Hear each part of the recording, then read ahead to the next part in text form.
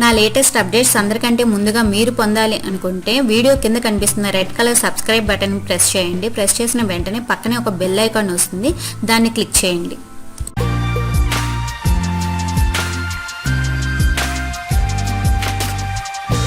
Hi friends, welcome to Telugu tech trends. Friends, damage అయిన ST కార్డ్ని ఎలా రిపేర్ చేయాలని చెప్పి ఒక వీడియో చేశాను కదా. ఆ మెథడ్ వర్క్ అవ్వని వాళ్ళకి ఇది సెకండ్ మెథడ్ అనమాట. అంటే మనకి ఒక్కొక్కసారి మన మొబైల్లో ఉన్న ST card, blank ST card or unsupported file system అని చెప్పి మనకి మెసేజ్ వస్తూ ఉంటుంది. అసలు ఈ మెసేజ్ ఎందుకు వస్తుంది అంటే, మన మెమరీ కార్డ్ అంటే ఎస్టీ కార్డ్ని మనం ఏంటంటే వేరే ఫోన్లో పెట్టినప్పుడు లేదా మనం కంప్యూటర్ కనెక్ట్ చేసినప్పుడు మనం సేఫ్ రిమూవ్ అనేది చేయనప్పుడు ఈ మెసేజ్ అనేది ఎక్కువగా వస్తుంది అనమాట. ఇలా వచ్చినప్పుడు ఆ డ్యామేజ్ అయిన ఎస్టీ కార్డ్ని మనం ఎలా రిపేర్ చేయాలనేది చూద్దాం. ఇప్పుడు ఫుల్గా ఎలా రిపేర్ చేయాలనేది ఈ మెథడ్ 2లో చూద్దాం అనమాట.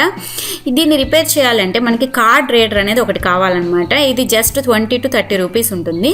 ఈ కార్డ్ రీడర్ అనేది కొనుక్కి దాంట్లో మన ఎస్టీ కార్డ్ని ఇన్సర్ట్ చేసుకుని ఈ కార్డ్ రీడర్ని మనం కంప్యూటర్ కనెక్ట్ చేయాలి. మన కంప్యూటర్ కనెక్ట్ చేసినప్పుడు ఇదేంటంటే మనకి యూఎస్బి డ్రైవ్ కింద రికగ్నైజ్ అవుద్ది అనమాట. ఒక పోర్ట్లో పని చేయకపోతే ఇంకో పోర్ట్లో పెట్టి చూడండి. అసలు కంప్యూటర్లో పని చేయకపోతే వేరే కంప్యూటర్లో పెట్టి చూడండి. రికగ్నైజ్ అయ్యేంత వరకు కూడా మీరు పెట్టి ట్రై చేస్తూ ఉండాలన్నమాట. ఇది కంపల్సరీ రికగ్నైజ్ అనేది అవుతుందన్నమాట.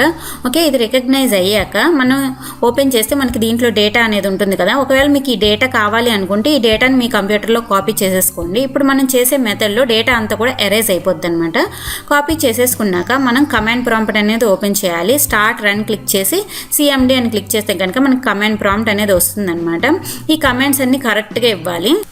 ఫస్ట్ కమాండ్ మనకి డిస్క్ పార్ట్ అనమాట. డిస్క్ పార్ట్ అని టైప్ చేసి ఎంటర్ క్లిక్ చేయండి. నెక్స్ట్ కమాండ్ వచ్చేప్పటికి లిస్ట్ స్పేస్ డిస్క్ అనమాట. లిస్ట్ అని టైప్ చేసి స్పేస్ ఇచ్చి డిస్క్ అని టైప్ చేసి ఎంటర్ ప్రెస్ చేయండి. ఇక్కడ 2 డిస్కులు చూపిస్తుంది. ఇది చాలా ఇంపార్టెంట్ కమాండ్ అనమాట. ఇక్కడ డిస్క్ 0, డిస్క్ 1 అని చూపిస్తుంది కదా. డిస్క్ 0 వచ్చేప్పటికి మన ఇంటర్నల్ హార్డ్ డిస్క్ డ్రైవ్స్ అనమాట. డిస్క్ 1 వచ్చేప్పటికి ఎస్టీ కార్డ్ డ్రైవ్ అనేది చూపిస్తుంది నా దాంట్లో. మీ దాంట్లో మేబీ నెంబర్స్ చేంజ్ అవ్వచ్చు, 99% చేంజ్ అవ్వవు.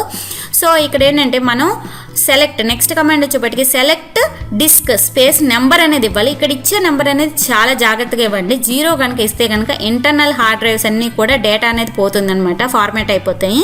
సో ఇక్కడ 1 అని నేను ఎందుకు ఇస్తున్నానంటే నాకు ఎస్టీ కార్డ్ వచ్చేసరికి 1 అని చూపిస్తుంది, డిస్క్ 1 అని చూపిస్తుంది. ఇంటర్నల్ వచ్చేప్పటికి డిస్క్ 0 అని చూపిస్తుంది కాబట్టి నేను డిస్క్ 1 అని ఇస్తున్నాను అనమాట. ఒకవేళ ఈ కమాండ్ మీకు అర్థం కాకపోతే మీ కంప్యూటర్లో ఎస్టీ కార్డ్ని రిమూవ్ చేసేసి మళ్ళీ డిస్క్ పార్ట్ అలాగే లిస్ట్ డిస్క్ అని ఇచ్చినప్పుడు మీకు ఇంటర్నల్ డ్రైవ్కి ఏమి ఇచ్చింది, డిస్క్ 0 అని ఇచ్చిందా, ఏ నెంబర్ ఇచ్చిందో చెక్ చేసుకోండి.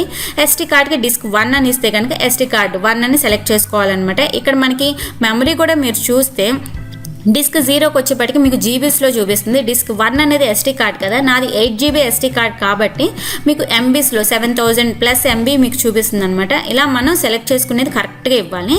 ఓకే, సెలెక్ట్ డిస్క్ 1 అయిపోయాక నెక్స్ట్ కమాండ్ వచ్చేప్పటికి డిస్క్ 1 అంటే ఎస్టీ కార్డ్ సెలెక్ట్ అయిపోయింది కదా. నెక్స్ట్ కమాండ్ వచ్చేప్పటికి క్లీన్ అనే కమాండ్ అనమాట. క్లీన్ అనే కమాండ్ ఏం చేస్తుంది అంటే డిస్క్ 1లో ఉన్న డేటా మొత్తాన్ని క్లీన్ చేసేస్తుంది, అంటే ఎరేస్ చేసేస్తుంది అనమాట. అందుకని ఈ కమాండ్ అనేది కరెక్ట్గా ఇవ్వాలి. లేదు అంటే మీ హార్డ్ డిస్క్లో ఉన్న డేటా మొత్తం క్లీన్ అయిపోతుంది అనమాట.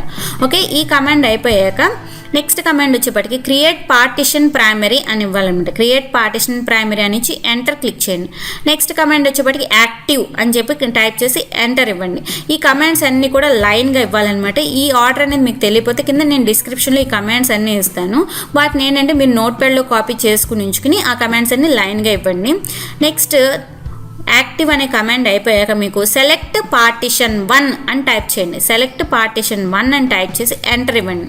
ఓకే, ఎంటర్ ఇచ్చాక ఇప్పుడు ఏంటంటే ఫార్మాట్ FS = FAT32 అని ఇవ్వాలి. మనం ఆల్రెడీ డిస్క్ 1 సెలెక్ట్ చేసాం కదా, ఈ కమాండ్స్ అన్నీ కూడా డిస్క్ 1కే అప్లై అవుతాయి అనమాట. ఇప్పుడు ఏంటంటే ఫార్మాట్ FS = FAT32 అని ఇస్తే కనుక మన డిస్క్ 1 ఏంటి మన ఎస్టీ కార్డ్ అనేది ఫార్మాట్ అవుతుంది అనమాట. FAT32లోకి మనకి ఫార్మాట్ అనేది అయిపోతుంది అనమాట. ఇది ఫార్మాట్ అవ్వడానికి కొంత టైం అనేది పడుతుంది, చాలా టైం పడుతుంది. ఇది ఫార్మాట్ అయ్యేంత వరకు మీరు వెయిట్ చేయాల్సి ఉంటుంది. ఇది ఫార్మాట్ అయ్యాక కంప్లీట్గా ఫార్మాట్ అయ్యాక మాత్రమే మీరు ఈ కమాండ్ ప్రాంప్ట్ అనేది క్లోజ్ చేయాలి. ముందే మీరు క్లోజ్ చేయొద్దు. ఇక్కడ ఎఫ్ఎస్ అంటే ఫైల్ సిస్టమ్ అనమాట. మనం FAT32 ఫైల్ సిస్టంలోకి మనం ఫార్మాట్ అనేది చేస్తున్నామా మన SD కార్డ్ని. లేదు అంటే మీరు NTFSలో కూడా మీరు ఫార్మాట్ అనేది చేయొచ్చు. ఇది 100% అయ్యే వరకు వెయిట్ చేశాక దీన్ని క్లోజ్ చేయాలి. క్లోజ్ చేసిన వెంటనే SD కార్డ్ని తీసుకెళ్ళి మళ్ళీ ఫోన్లో మీరు పెట్టద్దు.